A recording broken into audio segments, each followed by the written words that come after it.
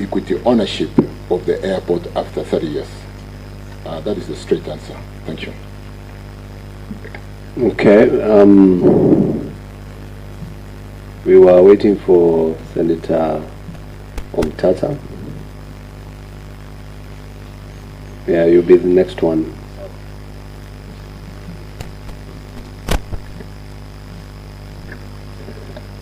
Yes, Honorable CS, it's a pleasure to meet you for the first time. I never engaged with you. And I would like to thank you for honoring the summons of the committee. Some of your members sometimes give us troubles coming here, and so I am most honored for that. Now I would like to begin from your document, which you gave us. That's your response. That's paragraph 3, where you say the proposed concession is anchored in the Public-Private Partnership Act of 2021. That statement locates these proceedings in that act. And my question is, under that act, do you have the locus to answer any questions? Who is the Cabinet Secretary anticipated under Section 2 of that act? That's my first question. Secondly, I would like to reiterate what the chair stated in passing, like it's a fundamental issue that your documents are crafted in a language that says that the Adani deal is done. We will, we shall, we will, we are. It's already concluded. I don't know why you are giving that impression that this deal is already concluded. I want now to take you to the law. You have given us here a process where you have said the bullet points on how a PPP works.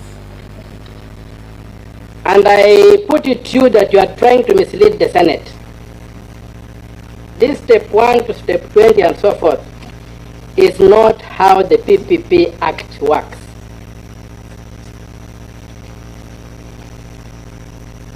First of all, the PPP Act does not oust the Public Procurement and Asset Disposal Act, which provides for direct procurement, privately initiated proposals, restructuring,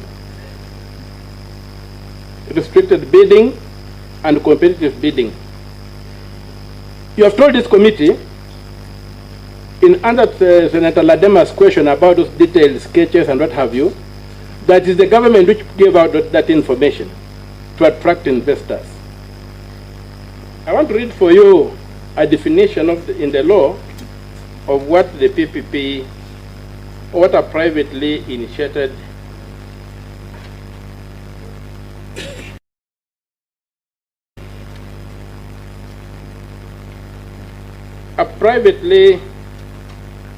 initiated proposal, that's under Section 2 of the Act, means a proposal that is originated by a private party without the involvement of a contracting authority and may include information that involves the complete evaluation of the proposal as if it were a bid. What you are telling us does not conform to that standard. And I would refer the Minister to sections 40, 41, 43, and 44 of the PPP Act to underscore what I'm saying. And I would also want to refer the Minister to Part 7 of Section 68 of the PPA Act 2021 on the establishment of the project company that states, you have told us here that you are negotiating that the CEO of that company should be a Kenyan. under the law, when you get to that stage, what does the law say? On the execution of a project agreement, the project contracting authority and successful bidder shall establish a project company in accordance with the Companies Act. So if you are at that stage, it means this deal has been concluded according to the law. And you are trying to run circles around this committee, which is not acceptable. I move on. Jomo Kenyatta International Airport is a going concern. And the objective you have given us here is to expand the airport. And therefore the project is initiated by Kenya Airports Authority and cannot be privately initiated. Thus the project cannot be procured under section 40, 41, 43 and 44 of the PPP Act. This particular contract, if that's the aim, should be procured through the competitive bidding under section 46 to 63 of the PPP Act. The use of privately initiated proposals here raises a red flag that all you are confronting us with is concealment of fraud. And this might be a major case of money laundering, where a public project is being used to repatriate money that has been stolen from Kenya in the guise of developing the airport. I want to add on, Chair, if you allow me some time. I spent a bit of time reading through the document. All right. So, the use of this PPP in the Adani case is fraudulent. The process does not meet the requirements of section 40, 41, 43 and 44 of the Act. And I just, given time, I'll jump through some of the things I wanted to say and just go to the key issues. I would like us to look, if you look at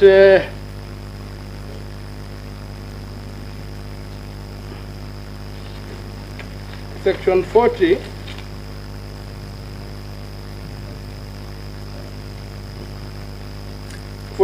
section 41, I'll go to 41, I'll jump 40, I'll go to section 41.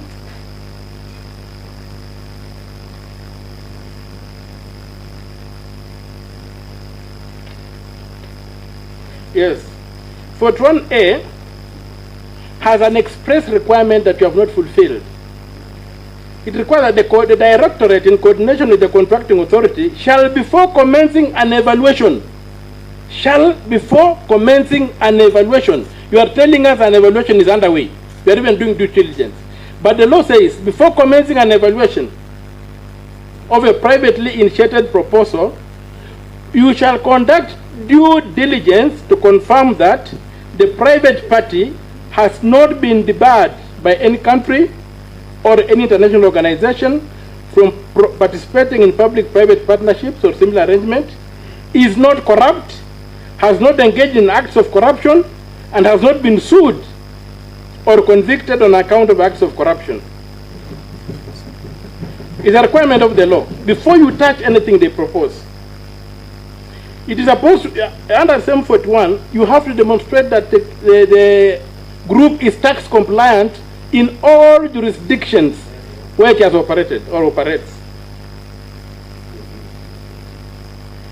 You go on and says, the entity has not, and its directors or officers have not been convicted of any criminal offense related to professional conduct within a period of 5 years preceding the submission of proposal, and have not otherwise been disqualified pursuant to administrative suspension or debarment proceedings. So, all these things, and I mean that I have tried to highlight out, but just to leave it up because of time, I would have expected you, before you began addressing this Honorable Committee of the Senate, to first of all justify why it is you a minister for transport, who is answering matters on PPP. The letter was addressed to Mr. Mudavadi. At that time, he was covering the entire cabinet. Who was the minister responsible who should be answering these questions? Is it you or the Minister for Finance? You are a stranger in these proceedings. The minister to answer these questions is the Minister for Finance, not you. You are not recognized in law. And so, secondly, I would have expected the answers to begin by showing that there was this due diligence carried out and the Adani was cleared before the government went further to begin looking at them. Secondly, there's a requirement in the law that you must prove that competitive bidding could not give us a bidder. It must be that Adani is bringing something so unique to them that you must go the PPP way. If competitive bidding can realize the same result, you are supposed to do competitive bidding. Where is the proof that only Adani has the technology or the whatever to expand an airway or the capacity? So you needed to justify that competitive bidding was ruled out. The default for public procurement is competitive bidding. So your initial suggestion that the Public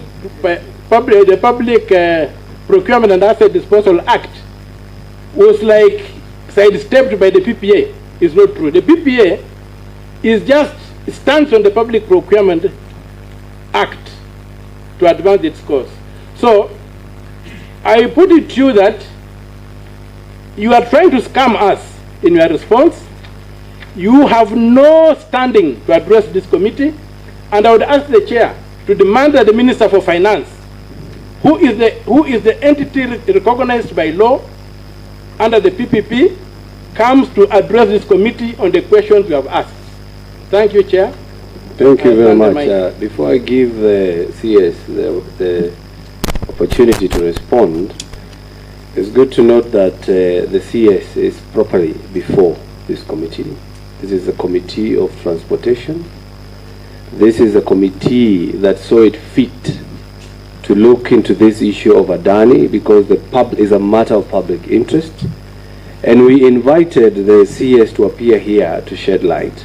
If we find the gaps, nothing stops this committee from inviting any other person. And probably you have seen some gaps. So nothing stops this committee from inviting anyone. But if you remember very well, maybe you were not in when I was making my opening remarks. I asked the CS, he was supposed to be accompanied by the Director General, Public-Private Partnership, who is Mr. Christopher Kiregwa. And I also asked that yesterday. So, and I said we are going to deal with that issue at the tail end because I didn't want to chase the CS away because it's a matter of national interest. So this is another character that we are going to discuss as a committee because we have invited the Treasury. We had actually invited the PS for Treasury, but we are expecting the Director General of Public-Private Partnership, who is actually the one who is supposed to answer all these questions. But the CS saw it fit to come before us because he understands our role as a committee, and I should thank him for appearing here. But having said that, Bwana CS, briefly, because it was Senator Omtata took us through the law and what the law says, I would want you to comment on Senator Omtata's remarks or contribution. I did not hear the question, but I would want to hear your comment on that. Thank you, Chair, and thank you, Senator Omtata, for the question. As regarding the due diligence that ought to have been done before commencing the exercise, my written response does say an initial due diligence was done, Chair, so it was done. It is not true that it was not done. If you go to my first page of my document, I did say in paragraph number 3, starting with, currently we are processing through the stages outlined in the PPP framework. We are in the detailed due diligence phase while also negotiating the proposal submitted by Adani. An initial desktop due diligence was done by KAA and the PPP Directorate before commencing the evaluation. So it was done. As regarding the procurement process, I'm not a lawyer, chairman like Mutata. I thought he was, sorry. But I've just been referred very quickly to section 4.2 of the PPP Act, which does say the provision of the Public Procurement and Asset Disposal Act shall not apply to a public-private partnership. So I don't know whether we are reading the same law, the same act. And if you go quickly to section, which other section was this we wanted to refer to? Section 40, which basically talks to a contracting authority may consider a privately initiated proposal submitted under subsection 1, which is a private party may submit a privately initiated proposal to a contracting authority, and the authority may consider a privately proposal submitted accordingly. Chair, let me basically say, for big infrastructural projects, like I've said earlier on, you basically as a country are seeking big investments. And it's one thing to market your country, to develop your infrastructure. Other countries, like somebody said, Ethiopia is developing 100,000 passenger terminal, 100 million. Ethiopia, Uganda, sorry, I've got some numbers here. Rwanda is just completing developing its airport that will have a capacity of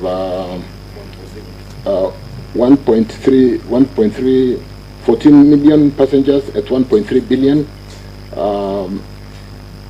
Just to talk to the issue of cost, we are asked many times, why are we spending 1.8 when Rwanda is spending 1.3?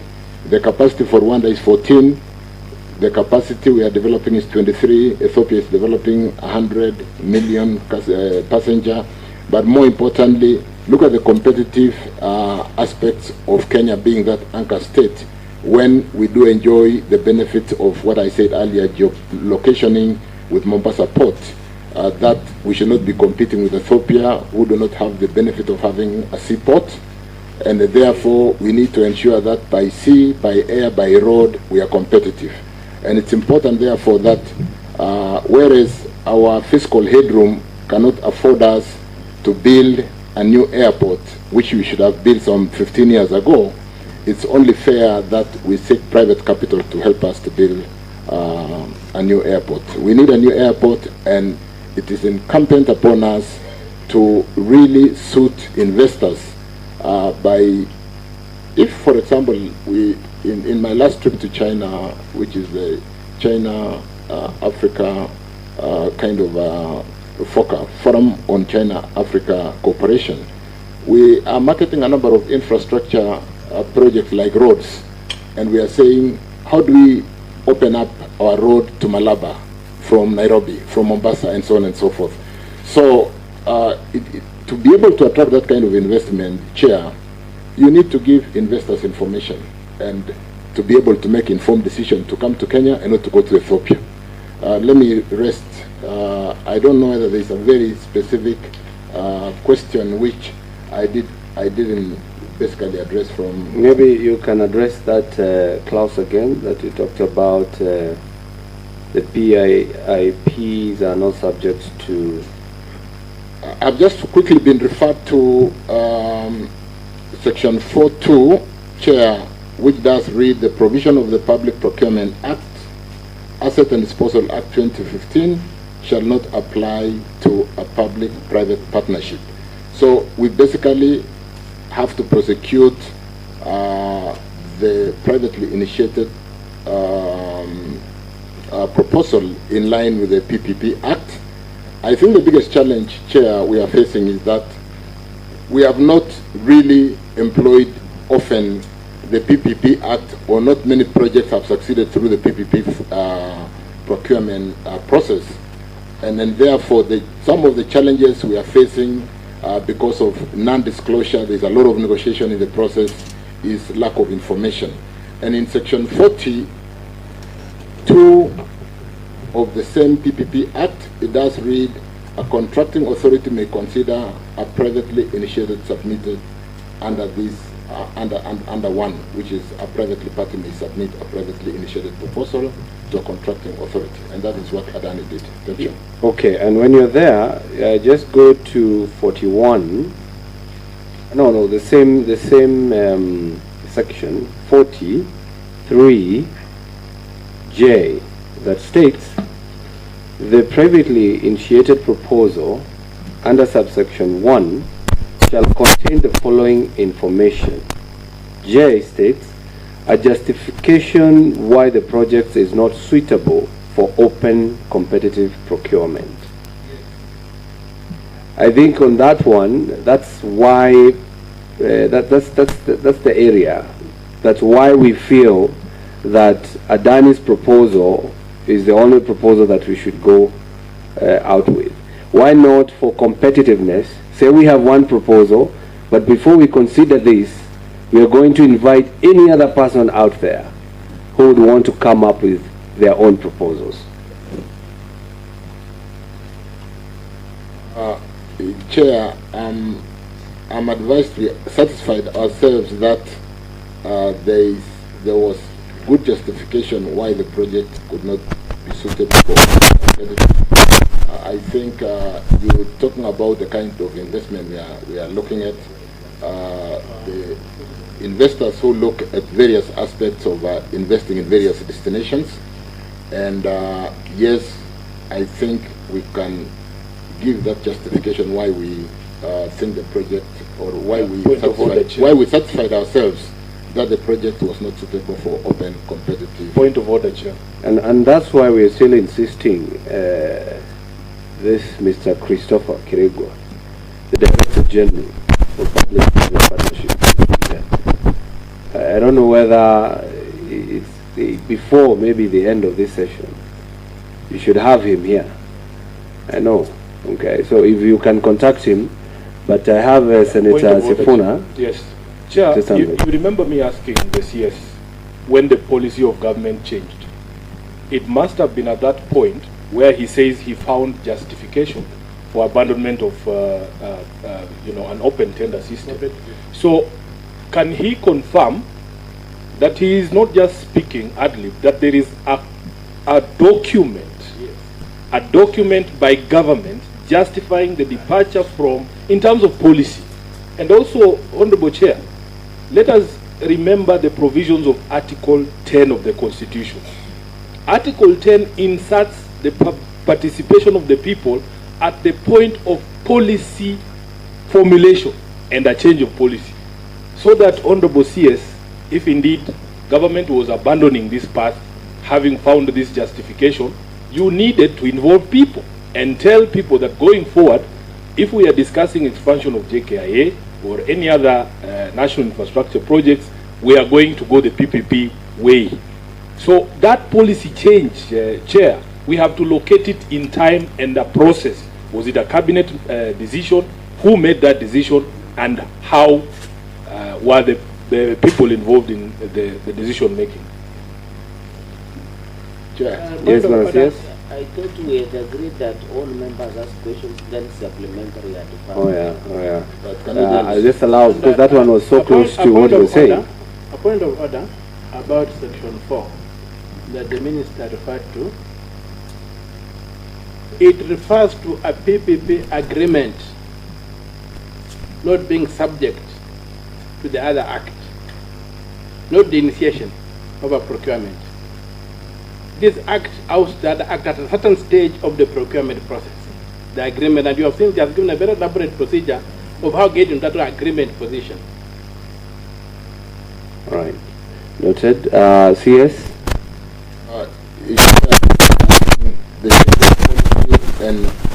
why, I think the question is still why Adani and whether there was change of policy. I'm trying to locate where there was this visibility study done and which informed us accordingly. PS, can you assist me very quickly? Thank you. Chair, we, as Kenya Airports Authority, we did a feasibility study for Jkia. That was after doing the National Aviation Policy and the Jkia investment plan. This feasibility study informed that the Jkia requirements for investment amount to $1.63 billion. We received a PAP of a proponent willing to invest close to $2 billion, and we satisfied ourselves that we can move as guided per the Act. Yes, the competitive bidding could have taken place. We start with the request for qualifications, and you go to the second stage of request for proposal. It is a lengthier process. Right now, Jkia has a capacity of handling 7.6 million passengers per annum. Last year, we did 8.2 million passengers. That's why you see the long queues. That's why you see a very infrastructure that is really stressed out. And we made a decision to go and admit the PAP. Excuse me, Chair. I would like to ask something on the business, please, in relation to what he has just answered, because I believe, Chair, that is actually not the question he was asked. Did the Kenya Airports Authority PS do an analysis, feasibility study, do a financial analysis, do an evaluation with the critical sector industries and critical players to make sure that that report, which would have made it possible for us as the oversighting team, should be having it in this list that the PS has presented? That list is not here. Chair, I want you to look at this issue by accepting that that agreement, that feasibility study doesn't exist here.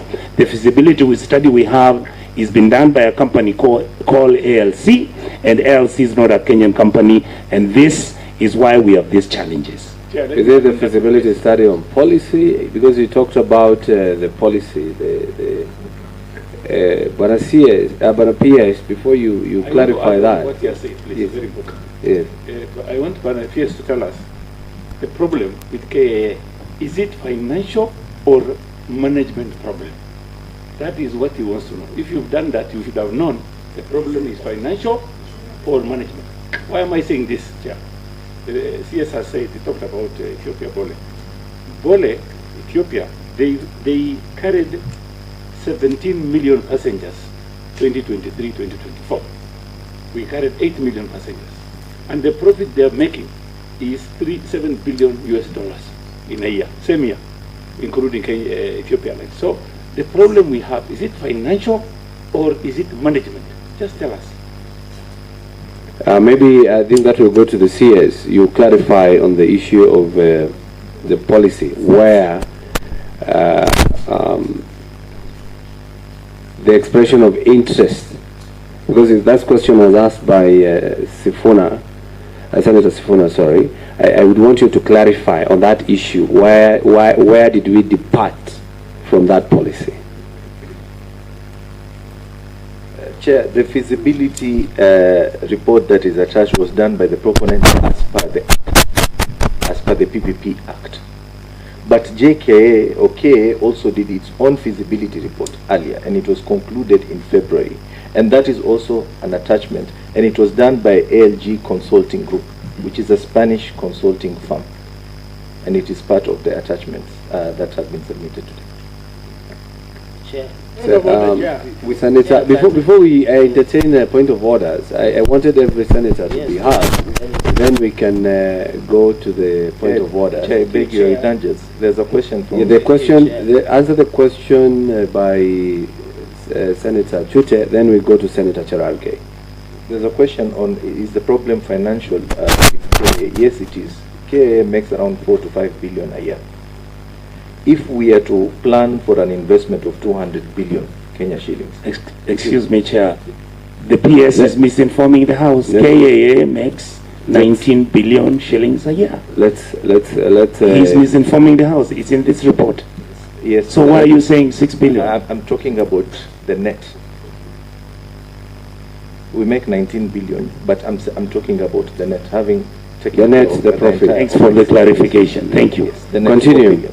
So if we make 4 billion and we need to invest 200 billion Kenya shillings, it will take us 50 years to raise that amount of money. For the first phase, what is required is 800 million. And you make 790 something, which is 99% of the revenue. We will need to lock that up for the first phase up to 2028 to invest the money that they make. Okay, let's go to Senator Cherargei. Yes, let's go to Senator Cherargei. Chair, allow me, let me try and ice the cake and ask some basic, like kindergarten-like questions. Bwana CS, there is a viral video on social media, a young man saying airport imeuziwa kwa muhindi. And that Adani group, the last 24 hours, the allegations we are having that the Swiss authorities have frozen the Adani group bank accounts of 310 million Kenya shillings. Waziri, why don't you cancel this deal as of today before you walk out? And I know the president will understand. Number two, what is the consequence in case this deal is brought or halted today as you walk out from here before close of business 5 p.m. Kenyan time? Secondly, your former colleague before the House in November last year, Kipchumba Murkomen, there were 2 Chinese companies and who is Civil Engineering Group and China Aerotechnology Corporation called CATIC were given an award of 55 billion to build 178,000 square meters terminal, which was designed by Pascal and Watson of London. The information I have is that the government, after the deal was forged, the government paid 4.7 billion Kenya shillings.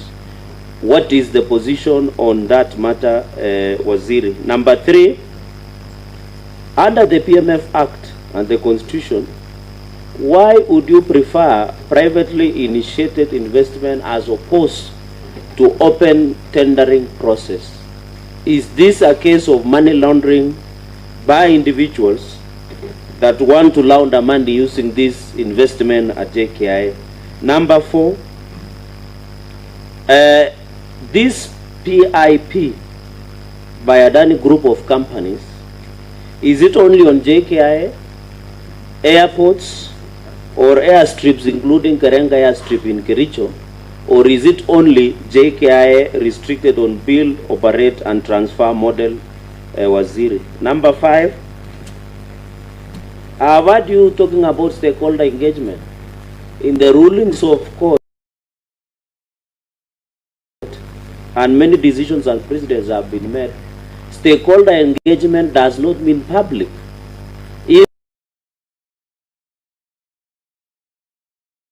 Even Article 10 of the Constitution, public participation involves even people who are not aware there is an airport or aeroplane. Is it in order for this committee, and what will be a comment, to indicate that public participation was never done as per envisaged by the Constitution? And finally, Chair,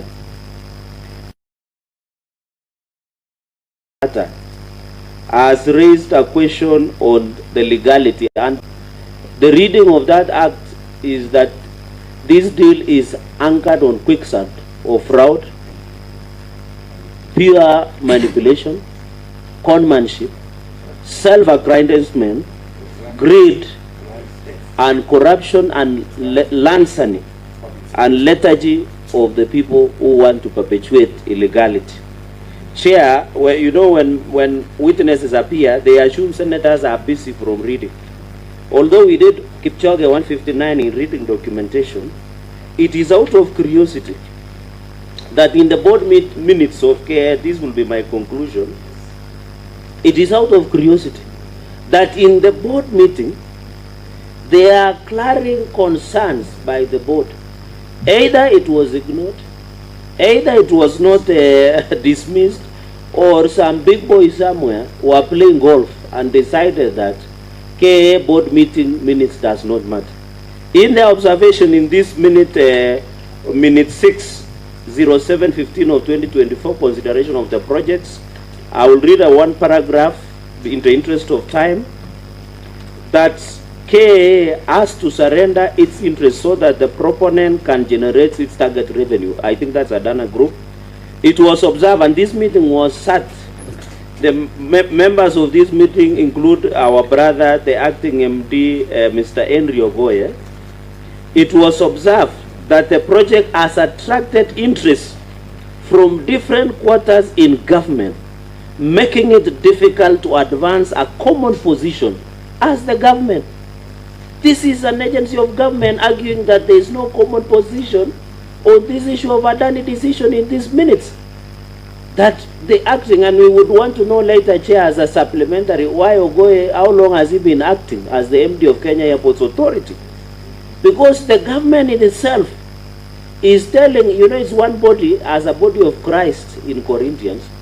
It's like the hand is not trusting the mind or the legs.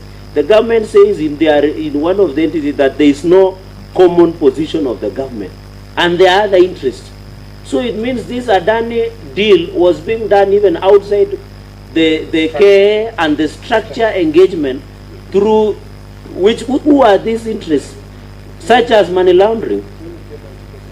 And because it came out, Chair, because somebody questioned, so in their own minutes, Chair, there was no common position on this deal of Adani, even within government itself. So Waziri, looking at these minutes, and we thank God that you did provide these documents, and that is why we insisted that you provide them in time.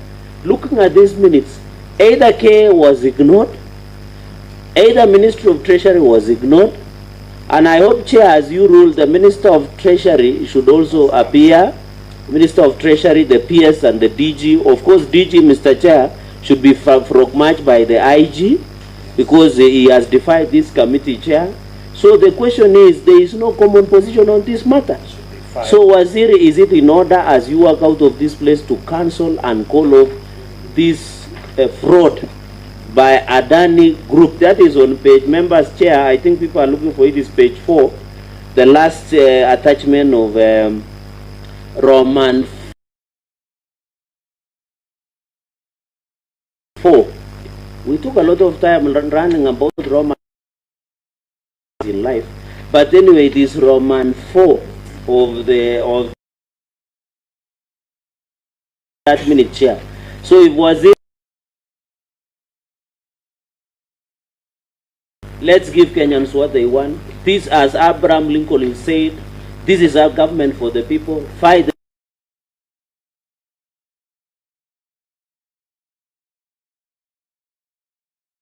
Yes.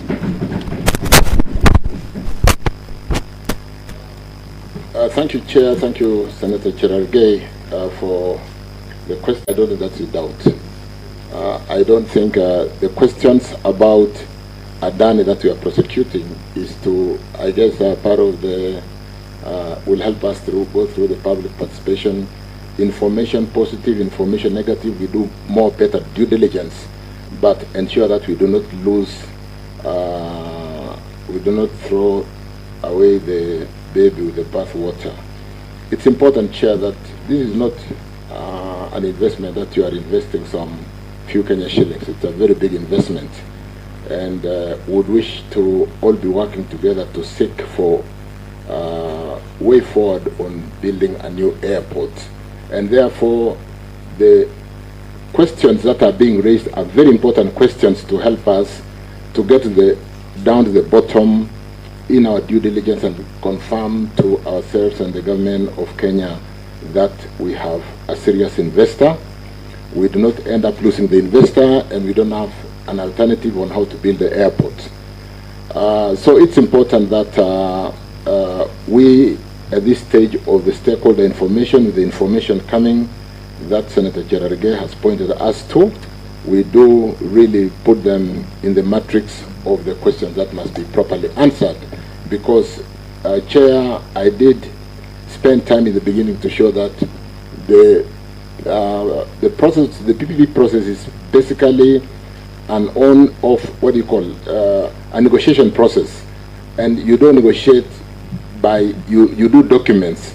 So we basically, as the proponents, Jkia, will do some work, send it over to the PPP Secretariat. We come back, work with our transaction advisor, respond to those challenges, and to an extent that we don't agree and they are deal breakers for us, then we can collapse.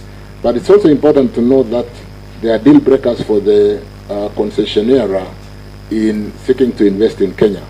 Because I don't think if we were not, if we were another democracy, or we were another democracy, we are like many other African countries, you would get somebody trying to build an international airport in some of the difficult countries. More importantly, the minute that Chirchir referred to with respect to KAA board, and those minutes have not gone to the full board, was a concern that serious questions are being raised from different quarters of government.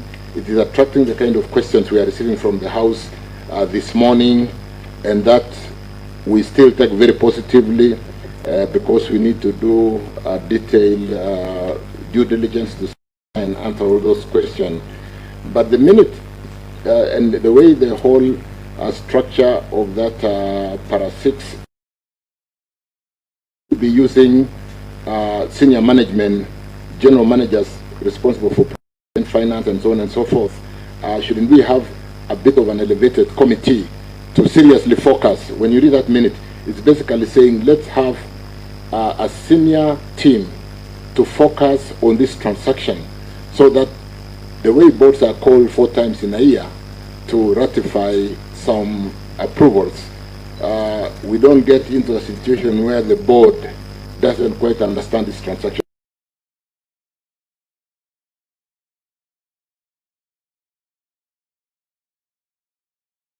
It has attracted interest from different quarters in government.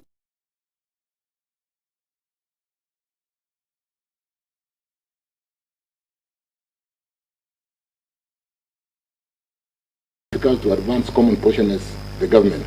The board sought clarification as to whether KA management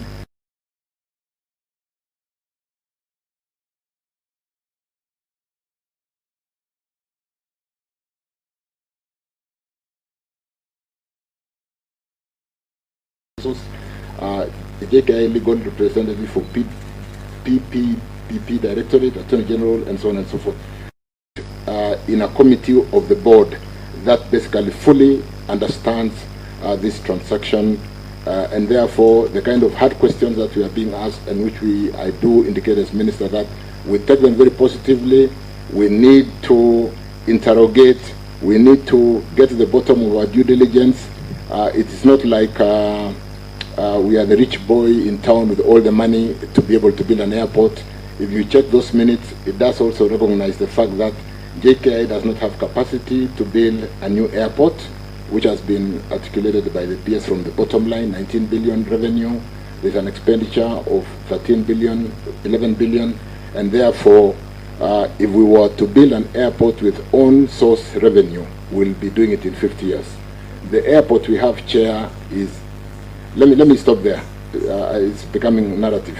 But more importantly, yes, all the information, negative, positive, will help us to really ensure that we do a thorough due diligence, and it is a process ongoing now. To the extent, Chair, that we cancelled the deal, we don't have a deal. We're just negotiating. We're just negotiating. We don't have a deal. Absolutely. Point of order. Thank you very much, Valasias.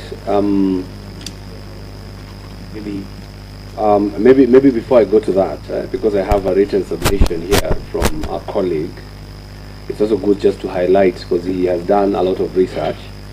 This is a written submission by Senator of Mandera, Senator Ali Roba, who, as you know, is also a former pilot, so probably he's well traveled. And there's a document I'm going to... Current pilot, okay. All right, well corrected. He's a captain. And he's agreeing with most of us and everyone and every Kenyan that BOTs are not bad. What we are looking at is the deal. And he has given an example of about 10 airports that are built through BOTs. I just want to highlight 3 of them. Istanbul Airport, Turkey, BOT with a 25-year concession. Indira Gandhi International Airport, India, 30-year concession, extendable by another 30 years. LaGuardia, USA, 35-year lease agreement. So in other words, nobody is really fighting, inviting investors and BOTs. What we are trying to do is the processes. And he highlights down here, which I'm going to read, that after even giving the benefits of BOT model for Jkia, that is access to private capital, risk sharing and innovation, economic growth and connectivity and all that, he argues, while I advocate for the BOT model as an effective strategy for the expansion of Jomo Kenyatta International Airport, I must express my strong opposition to partnering with the Adani Group for this critical project. This position is based on significant integrity concern associated with the company. And he goes on highlighting the 3. Let me just read the headline. Integrity concerns and financial misconduct, regulatory scrutiny and controversies, potential reputational damage. He has even given a recommendation which the committee will go through when we retreat to write our report. But from this, I will ask only one question.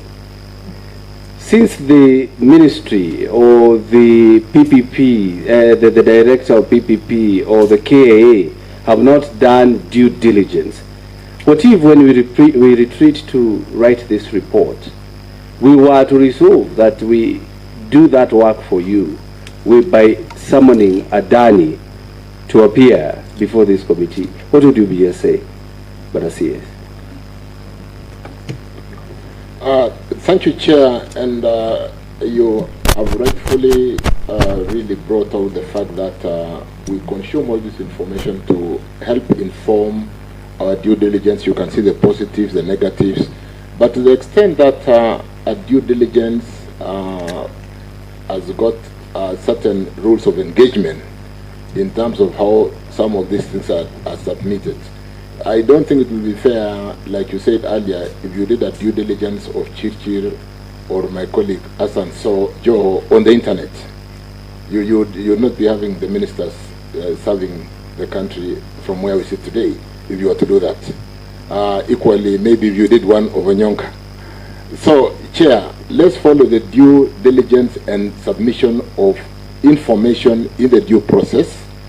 Appear before the House as we are appearing today.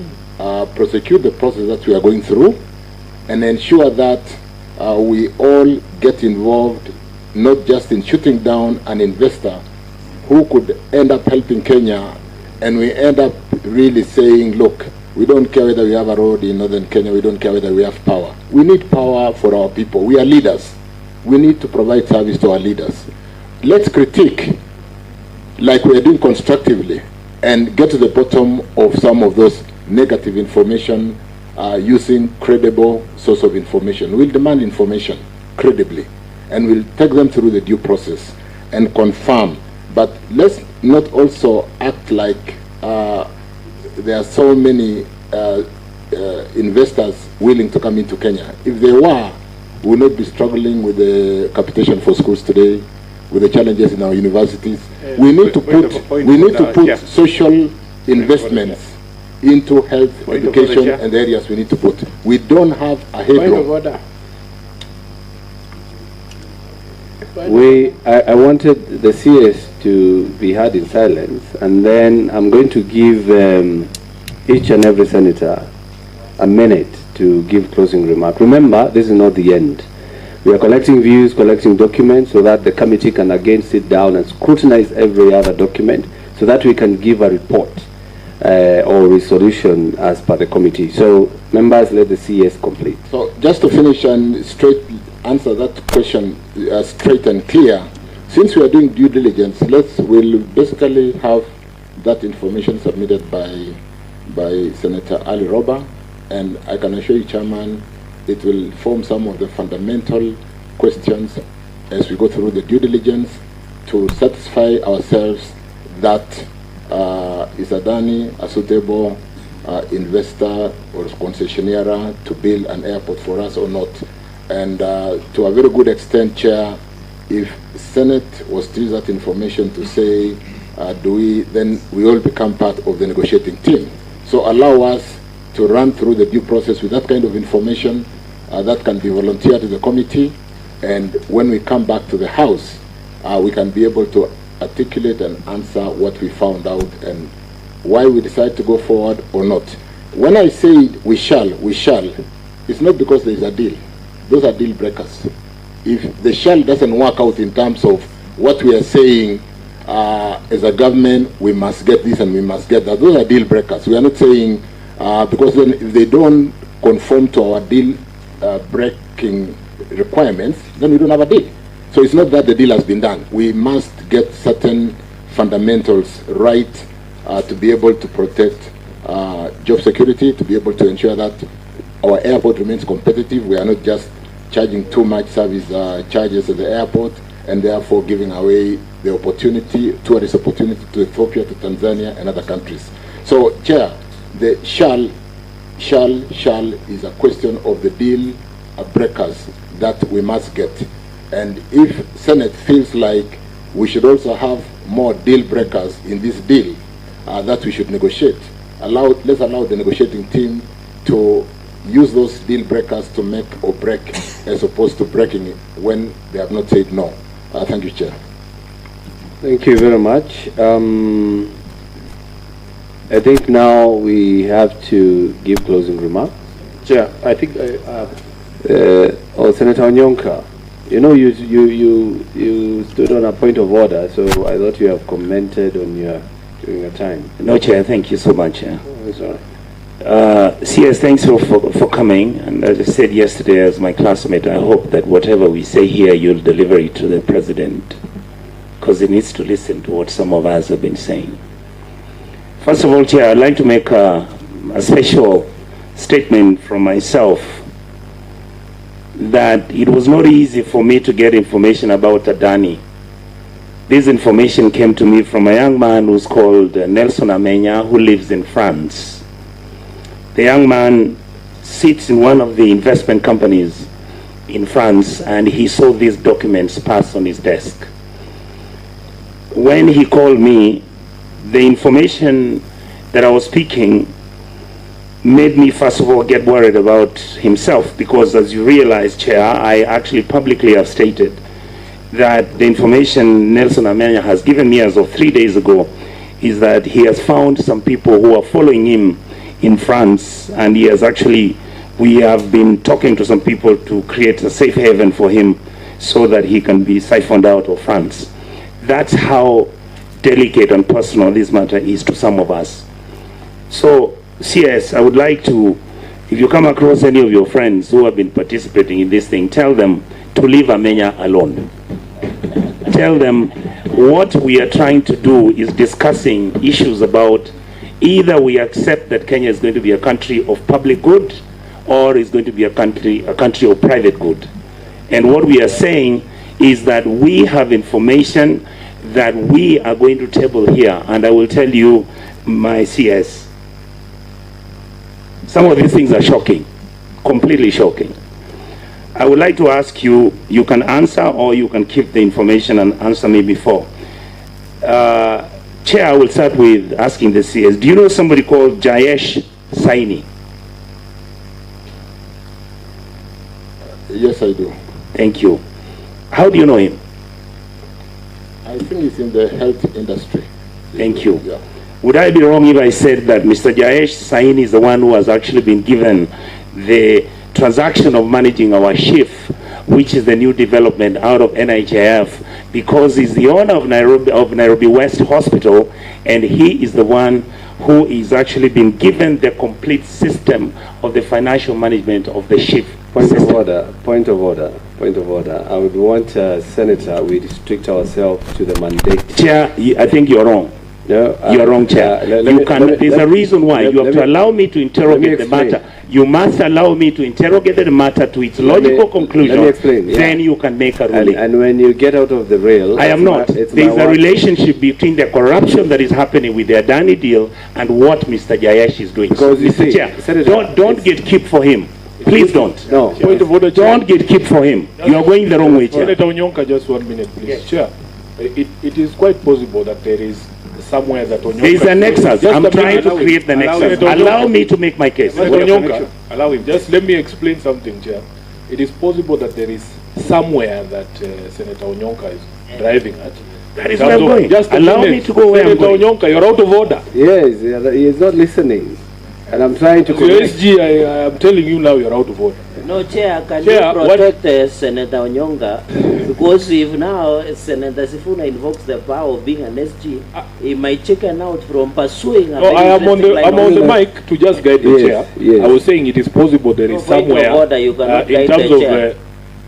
In terms of nexus, you allow him to, and I don't want to use this aviation analogy, let him land the point. Let's see where he's going with it. Just give him a little bit... Yeah, I was afraid of getting out of context and losing Kenyans, because the issue you're dealing with is the issue of the airport, JKIA. So I thought he has lost his Chair, I am giving you by talking about health. There is a nexus. No, I was just trying to bring him to allow me to set it up. Okay, now ask your question. Question I'm asking, I asked him, does he know Jayesh Saini? He said yes. Allow me to interrogate him. Continue, you have Thank you, sir. Yes. Thank you so much. Yes. CS, would I be wrong to say that Mr. Saini is the agent of Adani in Kenya? The answer is yes or no. It's up to you. I'm not aware. You're not aware. Are you also aware that meetings that took place in Dubai where this deal was being discussed, Mr. Jayesh Saini was sitting in that meeting with individuals from the Kenyan government, and I will state here that the person who met Mr. Jayesh Saini in Dubai was Honorable Mutembei when he was the minister in the position you are in? I am not aware. Without having evidence that I can prove, but I think it's important that I make the statement that in that meeting that money exchanged hands. And Chair, later on, I believe as we continue, these details should be presented to this House. The second issue I wanted to ask the CS, in your understanding, I want you to go to where Honorable Chirchir was. You go to page... Chair, we start with the consideration of the project progress, minute 6. I want you to go there, Chair.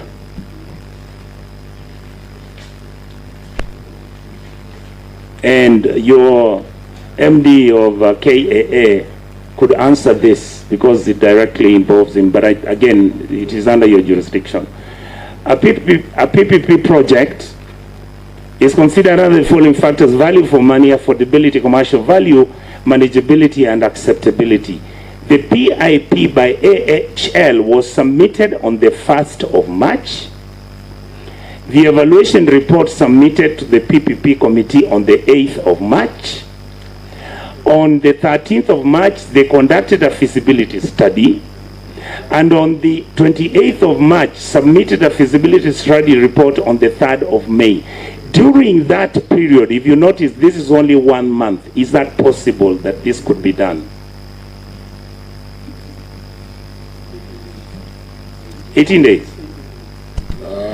Like you did say, I will allow the CEO to answer that, but this is the feasibility study that I did call in my opening remarks, in my opening response, an initial desktop due diligence. was done by KAA and the PPP Directorate. So to the extent that you are just getting information desktop from the internet, from which airports they have built, like what we've gotten from the letter from Senator Roba, that could be done in a day. You've not answered my question, sir. This report, I repeat it to you, please, I'll be very slow. The PPP project is considered under the following factors: value for money, affordability, commercial value, manageability, and acceptability. The PIP by AHL was submitted on the 1st of March. Please write that date down. Yeah. After that, the evaluation report, which was submitted, was done on the 8th of March. Next, on the 13th of March, they also ended up conducting another feasibility study. Then on the 28th of March, they submitted a feasibility study report, I believe, to your committee for approval. The question I'm asking you, in a period of 30 days, do you believe that somebody can actually get into our airport infrastructure, do a feasibility study, talk to the people who work there, talk to all the stakeholders, and then make a presentation that you use as a CS and make a logical conclusion about this exercise? I think, Chair, what we're basically saying is PIP, privately initiated proposal, has been submitted to Jkia on that date. They could just submit it to the PPP committee with a covering letter.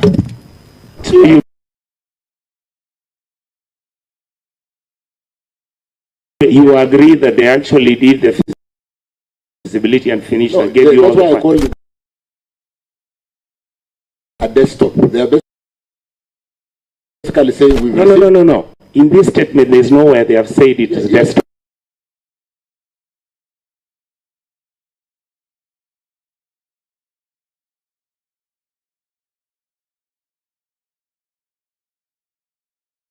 So the answer I expect you to give us here is yes. It can be done. It can be done. It is just preliminary work, and we are submitting to the committee for consideration. Thank you. It can be done. Go back to where Honorable Gay was, and he said there were different quarters in government who had an issue about. That is the board. That is the board telling you that this report which is being tabled, there are certain individuals in government, and this comes immediately after this feasibility study, after this report. You are saying that it can be done. In 30 days, individuals were sitting and telling us that our airport, which is worth 1.2 trillion shillings, can actually be given to somebody at 136 billion shillings for a period of 35 years or whatever it is. Did it occur to you, Bwana Waziri, that when people in government have an interest in this matter, what did it mean to you? Because we didn't know. So I'm talking to you as an outsider. What was your interpretation of this? Like I've said, Chair, on again and again, we've not had many PPP projects succeeding in Kenya. And even as we sit here, we are asking ourselves, should it be PPPD, should it be PPP? And therefore, was the board privy to the full runway of the PPP process? Did it mean submitting to the Treasury was for approval? No, it was going to stage 2, it would go to stage 3, it could go to stage 5. We're currently doing a detailed due diligence, a proper due diligence that you visit, you answer the kind of, you look at all the details, and by the time you reach stage number 20, it will possibly be a procurement cycle that is taking a whole year. So to the extent that we are employing PPP for mega projects because we don't have the kind of outlay capital to invest, somebody is possibly asking also in KAA, why not competitive PPDD process and so on and so forth. But this is just stage 2 of the 20 stages, Honorable Chair. CS. But let me allow. CS, just a minute. Yeah. Through the chair, Senator. Through the chair, thank you, Chair. CS, that's not what I asked you about. You are a cabinet secretary in government. you have gotten a document that has been written by a board. Let's assume this board is Sony Sugar. And members of the board tell you, you want to hold a PPP exercise in this factory. We are uncomfortable with it because we have received information that some of your government officials and people, big time players in your government, have an interest in that matter. What does that imply?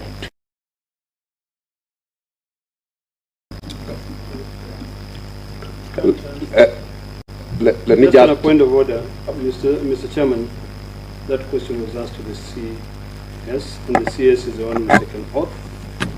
If the acting managing director wants to answer, he has to do so with permission from the CS. But you cannot just jump in. is well advised. It is, and the CS should allow you to take the microphone. Yeah. But I understand you don't understand, so we accept that. CS, can we proceed? Feel free to direct any member of your team to assist in answering questions. I'll do that, Chair. I think to the extent that we've received a PIP proposal to basically build an airport that we've been deciding to build for 13, 14, 15 years. If I received a PPP proposal today for Mausami Birone, I'll possibly be trying to push it within the next 1 week to ask ourselves, is it true that somebody can build for us this road? It's not something that I want to sit on in my office. I'll possibly be talking to everybody and saying, we have this proposal, can it work? And therefore, depending on the agency, there could be interest. There's no question about that. But I did say, Chair, that I've just gone back to my step 1 to step 20, to the extent that even if the board was sitting to consider this, there's a whole due process, including why we are appearing in Senate today. Difficult questions, some of the simple questions because of lack of information.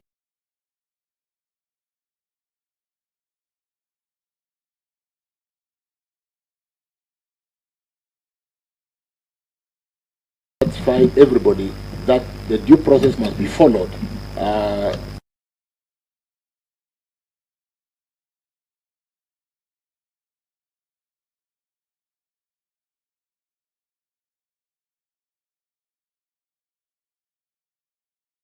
It's very simple.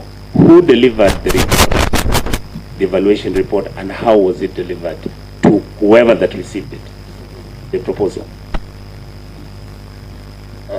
Can the question be made clear in terms of, is it the delivery process or? You see, there is even about how the board met, and in a period of 30 days, there was everything that was taking place, and that was geared towards producing a report to justify and prove why this is a very good deal. Who delivered that report, and when did they deliver it? And how did they deliver it? There's a reason why I'm asking that question. Yes, you want to assist me on this, but the more I think about the 30 days, I think they took so long if we really needed an airport. If you receive that today, it should be out of... I'm looking at the documents you gave me. You are the one who gave me the document. Which order, Chair? I think the CS should give us, should respect our intelligence. We're not talking some nursery school kids. Respect our intelligence and address us as adults and address us as senators of the Republic of Kenya. Are you addressing Chirchir or addressing the chair? I'm addressing I think the best thing for us to do is that on a CS, when a question is directed to you, just be direct to the point and to avoid, you know, and answer. If you know the answer, I say I do. If you don't, we are lenient as a committee. We can always read between the lines. So kindly, and also it's also good for us to know that we are governed by the starting orders. And I'm really withholding, you know, invoking some of the starting orders, like starting order 105, which is a statement of facts whenever we are interacting with this department or with this issue. So let's restrain ourselves to the issue at hand, which brought us to this committee. By so doing, we'll be able to get answers. And that's why, initially when we started, remember we were giving every senator about 3 minutes. so that you ask your questions and you get response. So the moment you bring this kind of interaction, you will have point of orders, and we might lose the points that you want to execute. I actually merely want to agree with you, but let me tell you why I'm cross-examining this. No, proceed with the reason. Questions. Just allow me. There's a very good reason I want to do that. Chair, with you know, yesterday I said something about CS Chirchir. He's one of the few people, out of my interactions with cabinet secretaries, and you know I have a very low opinion of the cabinet, but he's one of the few who is usually very forthright. So, Honorable CS, I am, you remember I owe you something. Congratulations. Please don't get derailed. I need you to be the same forthright person. If something is wrong, Honorable CS, the CS that I know, will say it is wrong. And it was not you. You are not there. Yeah, so throw people under the bus if you must, but you must retain. Maybe Senator Onyoka is scaring him. Thank you, Chair. Thank you, Chair. He's my former year mate in the university. We love each other. We've spent quite a bit of time together. Yes. I'm just trying to make sure we get the truth about this. The next question I want to ask, actually, Chair, through you, is not to the CS. I want to ask the gentleman who has been acting. And you said your name is who? Henry Ogoye. How long have you been at the airport? Since 2006. Since 2006. Please allow me to interrogate this. Chair, I would like to present this document to you because it's a public document. That is the report that was done by Honorable Kosing under the Hansard, and that report, very, very fortunately, Chair, our deputy chair was in that committee. My current deputy president, Honorable Gachagua, was in that committee, and the other person who was in that committee was Honorable the Solicitor General, Mr. Mose, Shadrach Mose. Why do you think the report which came 2018, and it was saying that we cannot give our airport under the PPP arrangement, why did the committee make recommendations that that should be stopped? And when did the government change the policy? The same question that Honorable Sifuna is asking. For us,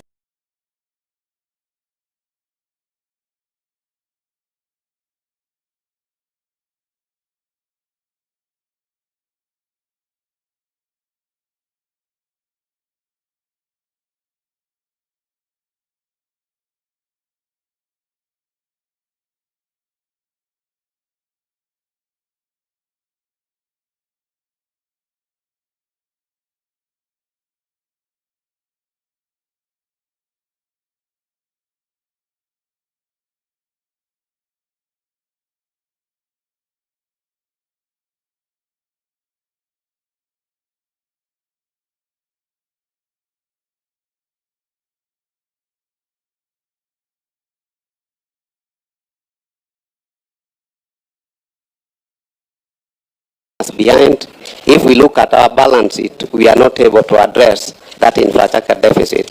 And that's why it came to us that can we invoke the PPP Act 2021 to address that deficit. The fact that we are going to give, we are going to concession part of the airport for purposes of aeronautical facilities. When I talk of aeronautical, I mean the airside, things to do with the runway, the parking bays, the terminal building. It doesn't mean that we are going to vacate our responsibility. In any case, there is no operator which will operate at the airport without being supervised by Kenya Airports Authority. Chair, could I proceed, please? How many minutes do you need? Because I think you have 5 more minutes. That's fine. I'll rush through it so long as nobody stops me. Okay. And Mr. Ogoye, you have been in civil aviation for how long? Through you, Chair. For 19 years. Thank you. When you were negotiating with Adani, you understand how the Kenyan civil aviation infrastructure is set up vis-a-vis the private, civil aspects of our aviation and the military aspect of aviation. Did you decide or even think of negotiating with Adani what they are going to do with our military presence? Because we use the radar at the airport is used by our military and also by civil aviation. Honorable Chair, within the agreement, we have something called the word common services. Wait, an agreement with who? No. we've already shared with you the heads of terms. Yes. Heads of terms is a summary of negotiation items. Yes. Within that set of terms, there are certain common use services which have been identified. And even the fact that I want to help you. Have you ever seen any country in the world that gives its civil or military aviation responsibility to a private company to run? you see, Adani, when any concessionaire who is coming to operate the airport will confine itself to the commercial side of the airspace. Through you, Chair, how would they do it unless the military is bought its own radar? I think if you are aware the way the airport, the civil aviation is structured in the country, Kenya Civil Aviation Authority is in charge of the airspace management, and any airport operator must comply with the requirements of Kenya Civil Aviation Authority. Just like Kenya Airports Authority, Kenya Civil Aviation Authority is in charge of the airspace management, and any airport operator must comply with the requirements of Kenya Civil Aviation Authority. Just like Kenya Airports Authority complies, any concessionaire who comes on board must also salute that regulation in terms of responsibility with respect to the usage of the airspace. So through you, Chair, what you are actually telling me is that yes, all the air traffic controllers that we have in the Republic of Kenya would not be interfered with by Adani. I can confirm. Where is that agreement? It is hosted by Kenya Civil Aviation Authority. Because would you be candid enough and agree to table it when we are meeting here next? I would suggest, in the interest of separation of responsibility, that you direct the PS, our PS, to invite the DG or KCA to come and confirm that. Whether you want the PS to bring it or the CS, my argument, I'm saying that agreement was not delivered to us, and I would like to be presented. Because it was not. The next thing I want to raise, Chair, is asking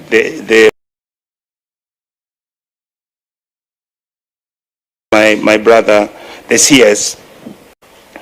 There is an amount that is supposed.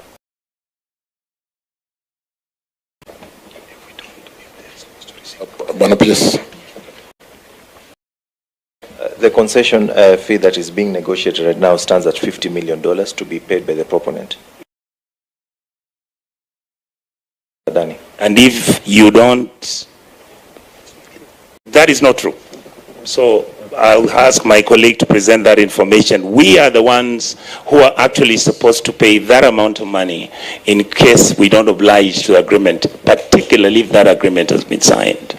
So I want to raise the issue. Go to page 38, section 7.4, preliminary financial proposal. This is the money Adani wants to be paid. Yes. If we cannot raise this money, we have to pay. Thank you.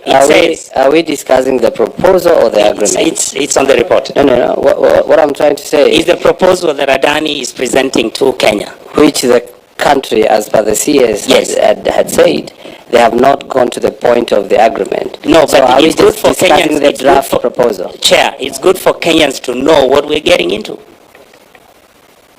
That is it. Yeah, let's see the baby.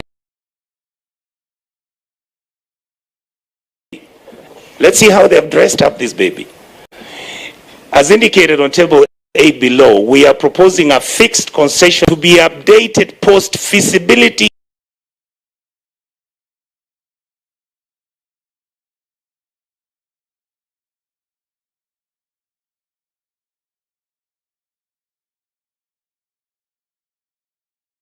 Study. So it could go to $100 million US.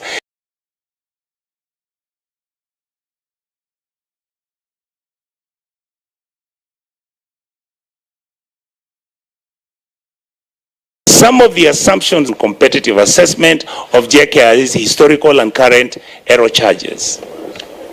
I was asking, yes, Senator, so that we don't be seen to be discussing a document that is a proposal, as the CS has said, that the Chair, this is what he tabled. No. Just this is what let me come out clear. Yeah, let me come out clear. Because you see, a proposal just is a draft. That's what we want to understand. And then, if you can just listen to me.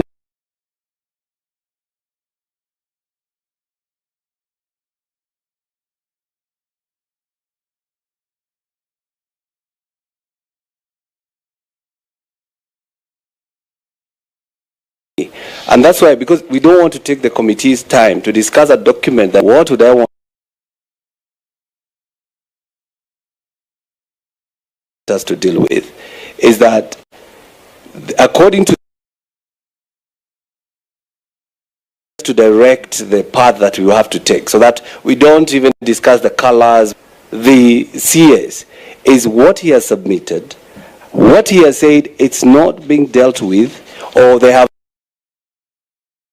to be proper to take Kenyans through a document that is already what kind of wedding they want to hold. Just 1 minute. It's okay. That would determine your judgment. No. The point, Chair, the point I'm making is, and I say this with a lot of humility, Chair, don't get keep for them. I'm Let not them getting, answer. I'm just This correcting is the task. their document. Can I help, Chair? Yes, Senator, This is their just- document. Just 1 minute, Chair. Yes, hold on. You see, the Senator is reading from the Adani proposal. Perhaps what you could direct that the CS responds to.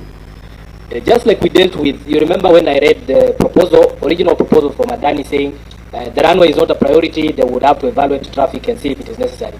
So the ministry should tell us this proposal on a fixed concession fee, how have they treated it? Because it's a proposal, it's not a draft. This is the proposal that was received from Adani. During the course of the negotiations that are going on, how has the Ministry of KA treated this proposal? That's all they need to say. And I believe the CS, I'm not trying to, I'm just trying to give direction.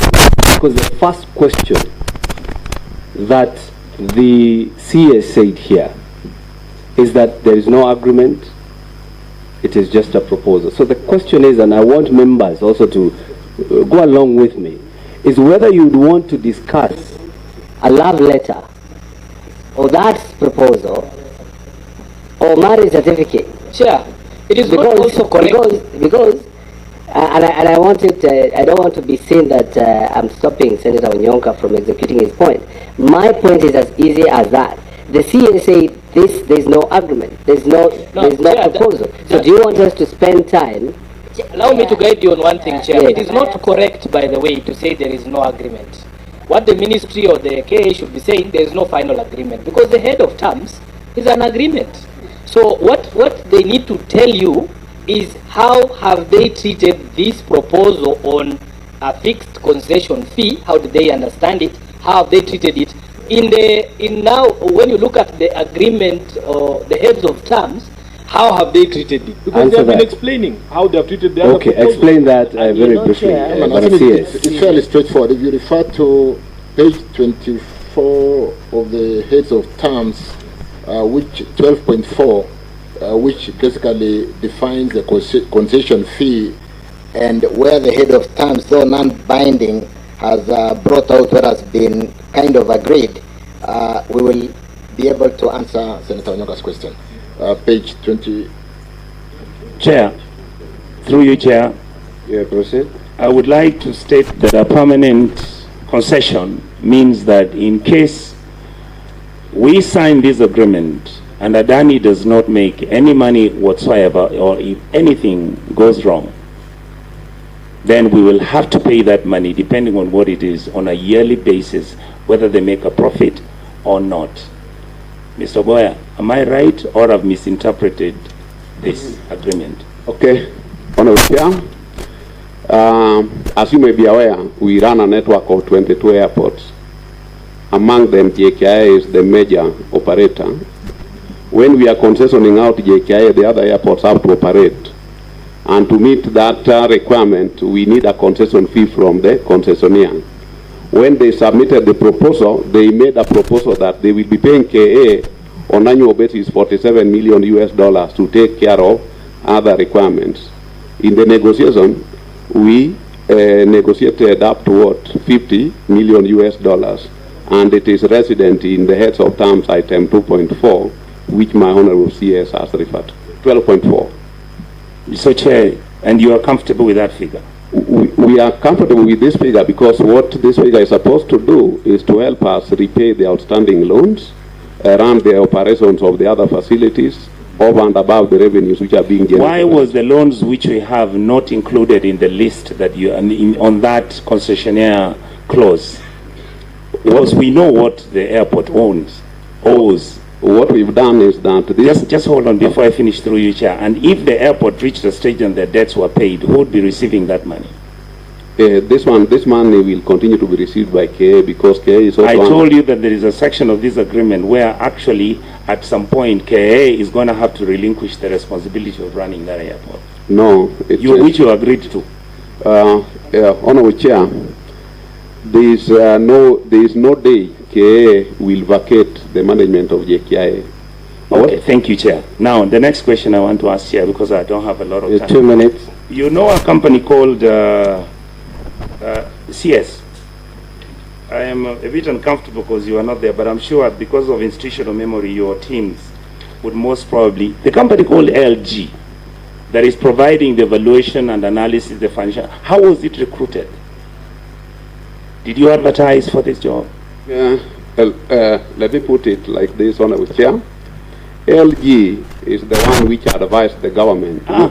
Yes. Excuse me, Chair. Answer the question. Don't tell me the story of what LG does. For the feasibility study, whatever that was we done, are the ones who recruited LG. Did you advertise for them to be recruited? We never... According to the procurement law. What happened was that, and that one... The answer is yes or no.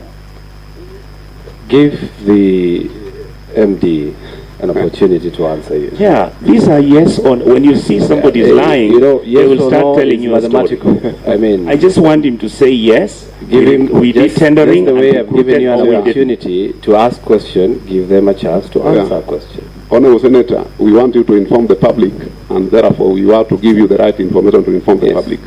What happened was that way back in 2022, ALG did the National Aviation Policy and Medium-Term Investment Plan for the government of Kenya under the directorship of the PPP Directorate. Because the report was high level, we wanted to have a detailed feasibility study.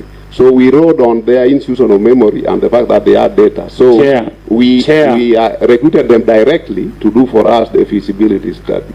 Chair, help me. You got the answer. They recruited directly. Next question. You did direct procurement for a company that is going to do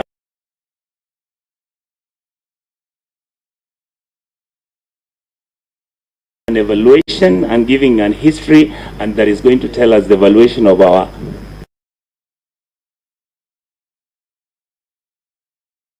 right? But we saluted the law to the letter. You didn't follow the law. So I come to the next question, Chair. There's a reason why I asked that question. When you decided that you are now going to actually bring in Adani and they are supposed to be running our airport and there are other things that they are going to do.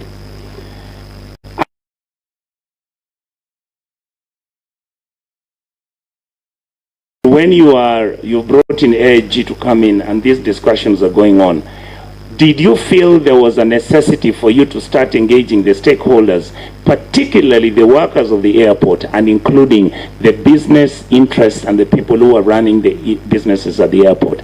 Did you conduct feasibility studies before you and Adani could sit down so that you get the direction the public is thinking, or did you decide that the public was not needed in making that decision? Honourable Chair, as I mentioned earlier, ALG did for us a feasibility study upon which we got the numbers now to engage.